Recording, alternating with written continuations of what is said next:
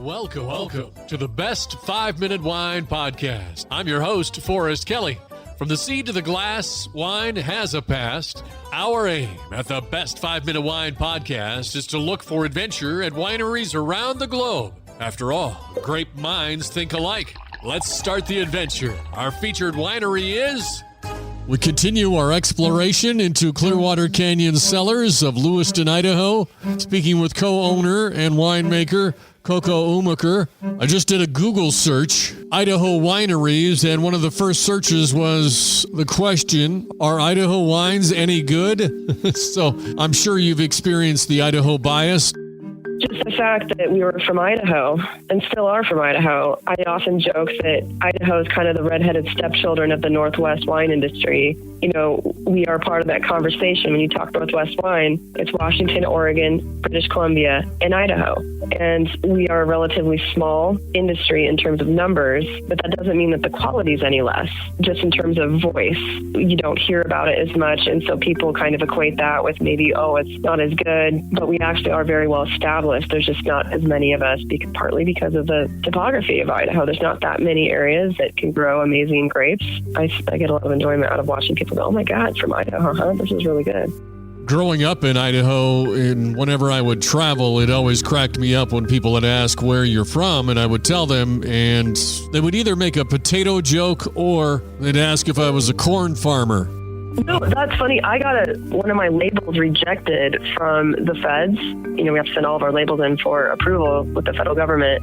I had Washington on the label, and they rejected it. So you can't put a state on a label unless the state that you're in touches that state. So, like, I can put Washington on a label because Idaho touches Washington. And so I had to call the feds, get a woman on the phone finally, and I'm like, I don't mean to be condescending, but I think this label got rejected because the person reviewing it did not realize that Idaho actually touches Washington. Can you get a map out and look? And she was like, oh, for the geography lesson. Okay. Before we close out the interview, let's see the progression of your accomplishments. They're leading to something big. To go over the timeline, in 2003, 2004, you first planted your vines, you got married, and then you started the winery. And then in 2005, the first grapes were harvested. 2 years later, you moved to the industrial side of Lewiston. 2010, you bought out your partners that you initially started the winery with. And then in 2015, a big award comes your way. Clearwater Canyon is named Idaho Winery of the Year by Wine Press Northwest. In 2016, you moved to the Umaker Vineyards. And then in 2020, what happened? Well, for the week of March 20th, we were announced as the Pacific Northwest Winery of the Year by Wine Press Northwest, which Wine Press Northwest is like our Wine Spectator of the Northwest. They had never in their history announced a Pacific Northwest Winery of the Year from Idaho. So Idaho had finally done it. The wineries that have come before us on that list are incredible. Wineries that we look up to, like Walla Walla Vintners, Russell Prairie Rock from Umpqua. I mean, there were some amazing wineries on there, and then to have Clearwater Canyon listed was phenomenal. Strange timing in a way for us because we really feel like our best wines are yet to come because the wines that we earned that title, those were wines largely that were made in our old North Lewiston location, really. They were great wines. They were hard fought, but certainly I think our wine quality has changed and improved, and the creativity of our wine is much higher now that we're in a better place to make wine. I mean, I just have more time to think about it. I'm not just trying to figure out how to get a forklift. Being creative and making great wine takes brain space. So, I mean, I definitely feel like we've done a much better job in the last few years.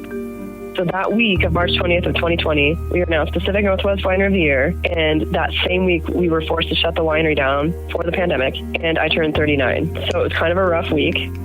I mean, 39 is better than I'm 40 now. I don't know if it would have been more painful turning 40 that year, but anyway. Nevertheless, it was a big week. About 90% of our production is sold to our wine club, which is pretty cool.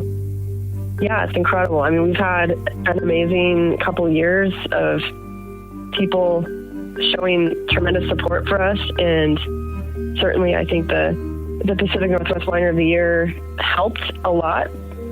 Certainly the hero of our story is our customers. And so for them, it was amazing as much as it was for us. We need wine questions, and if you've got one, we'd love to hear from you. Go to the website on your phone at thebestwinepodcast.com. Click on the red banner on the right side that says Leave Voicemail, and you'll be on your way. Thank you for listening. I'm Forrest Kelly. This episode of the Best 5-Minute Wine Podcast was produced by iHizzle. If you like the show, please tell your friends and pets and subscribe. Until next time, pour the wine and ponder your next adventure. Hi, before you go, we have exciting news. The Best 5-Minute Wine Podcast has teamed with a breakthrough technology and added a new feature on our website that's bound to elevate your podcast experience. Here is where we need your help. Trying to remember something from an episode? Don't worry. Search for it, and we will find it for you. Have you ever thought you could just ask questions and chat about the episodes as if you were talking to me? Well, now you can. That's right. Our episodes are now interactive, and they're waiting to have a conversation with you. Jump into a chat with our podcast, and let's get the conversation started. Try it out and tell us what you think. Click on the banner at the top of the website, thebestwinepodcast.com, to try it.